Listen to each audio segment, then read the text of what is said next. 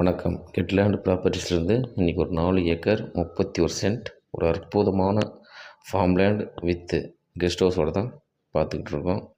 இந்த ஃபார்ம் லேண்டுக்குள்ள இருக்கிற guest house தான் இது ஒரு 3 பிஹெச்கே கெஸ்ட் ஹவுஸ். இந்த ப்ராப்பர்ட்டி எங்கே லொக்கேட்டட் இருக்குன்னா கல்பாக்கம் நியர்பையில் வாயூர் செக் டேம் பக்கத்தில் இந்த ப்ராப்பர்ட்டி லொக்கேட்டட் ஆகிருக்கு. இந்த ப்ராப்பர்ட்டிக்குள்ளே அனைத்து வகையான மரமும் வச்சுருக்காங்க.